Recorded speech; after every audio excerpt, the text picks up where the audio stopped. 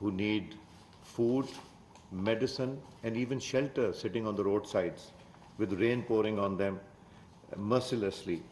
So this new change, we can see where we were expecting 40% more rain. It was more than 300%, 500%, and some places 1700% more than what the previous 30 years average was. So Pakistan is going to live with this for a very long time. It's not going to go anywhere. The water is still there. By the time the water comes down, then the rehabilitation work will start. And it will not be finished in months. It will take years and years. And we are going to live with it for many years. But as we speak, everyone is concerned. But a time will come in a couple of months, the world will forget what happened in Pakistan and they will move on. It will be business as usual. And I strongly feel this is a warning. Some other country could be next, God forbid. We would never want to see a single person die, as that would be death of humanity anywhere in the world. Every life is precious, whether it is in Pakistan or anywhere in the world. The loss, the magnitude which is being assessed by the donors, by United Nations along with donor partners, as the day goes by, we see higher numbers, which we are not going to quote as yet, but the numbers are in billions and billions of dollars, which we have to deal with. If we are left alone at this time, then it will set a very bad precedence in the world, that in these kind of things where Pakistan is definitely not responsible for this climate change catastrophe, our friends, the way they've stood by us, the donors, the agencies, the NGOs, the civil society, the people of Pakistan and the people of the world is extremely valuable for us, and we thank them for that. But please remember, the more you help us, the easier it will be for us to cope with this disaster and save lives. Not only the lives of human beings, but the life of animals, where we have lost more than 1.1 million animals in this disaster, and more than 1,600 people have died. More can die if food is not there in time. The newborns need nutritious food, which we are trying our best to cope with, but all said and done, the entire world has to wake up for this. The entire world has to step up the efforts for climate change, and the fund that has been created but not fully funded has to be utilized in these kind of catastrophes. I thank all who've helped us earlier and all who are going to help us today, as we feel not only Pakistan but each and every person in Pakistan needs the help that we need today. So thank you, and thank you all for attending this session also. Thank you. Thank you, Minister, for your remarks and also for highlighting the long-term economic impact of this disaster and the imperative of sustained longer-term support if Pakistan is to recover from this. I would now like to invite Mr. Julian Harness, who you have heard of from many speakers here, who is also the UN Resident Coordinator and Humanitarian Coordinator in Pakistan, to provide an overview of the situation of the flood emergency and also the response efforts that he has been coordinating on behalf of the international community. Thank you. Over to you, Julian. Thank you, Ramesh. Minister, colleagues, ladies and gentlemen, and I've got a lot of emotion about what I've seen and the people of Pakistan, but that's not where I'll be taking this conversation. I'll be covering the more drier aspects of how the appeal has been designed and the logic of our response, in order to show to you that it is the right approach, is a well-thought-through plan, and the $816 million for which we are appealing is the absolute minimum for immediate life-saving humanitarian operations. Pakistan has a great deal of capacity, you've heard it, Benazir Income Support Program that's providing $350 million in cash transfers with the support of the World Bank. National Disaster Management Authority, the provincial disaster management authorities, the military.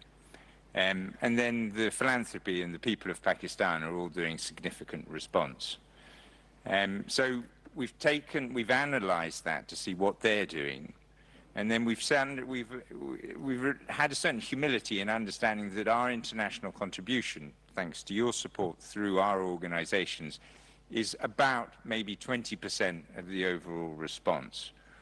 We aren't doing everything, and we do not have the view that we can do everything. Rather, we are analysing what exists, and we are saying, what are those areas, what are those gaps in the government's capacity? What are the bits that only we as humanitarian organisations have a comparative advantage, and therefore where we need to focus our assistance? Our prioritisation is not based upon our opinion, but it is based upon the expression of what the people believe should be the prioritisation. We did a rapid needs assessment across the provinces of Pakistan, all the provinces, which took weeks, 2 weeks to conduct, and it gives a very clear view as to what the people themselves feel is absolutely essential. Their first priority, health, nutrition, and safe water. And DG Tedros and the other speakers have explained the importance of that. Secondly, food security and shelter. Those are their expressed priorities, and they are reflected in this appeal. We then did a further analysis to see what is our comparative advantage as organisations. Well, we have a field presence through international NGOs, national NGOs, UN agencies. Our particular strength is supporting the government and society to rapidly build up systems and services, and particularly the health, nutrition, and water services, which otherwise would not happen. And then there are areas where the government is less well placed to provide their services, and that's particularly in the area of protection and standing up the response to gender-based violence, which is regrettably a problem in our country and is exacerbated by this displacement of 7.9 million people, these complete communities, villages, districts which are on the move and who lose the natural protection of a village and a community and are placed into a chaotic environment in which their protection is at risk. When we have looked at how to provide our services and our assistance, it is under the leadership of the government. The government has a clear structure through the National Floods Relief Coordination Centre, the NFRCC, chaired by the Prime Minister himself, and that brings together the whole of the government, both at federal and national level. So our response and our coordination is embedded into the NFRCC. It's embedded into the NDMA and the PDMAs, so that we are embedded into their leadership at national, federal, national level, provincial level, and then even down to the district level. Finally, our sectors are structured so that they are government-led and that we support those structures to coordinate the assistance across the country.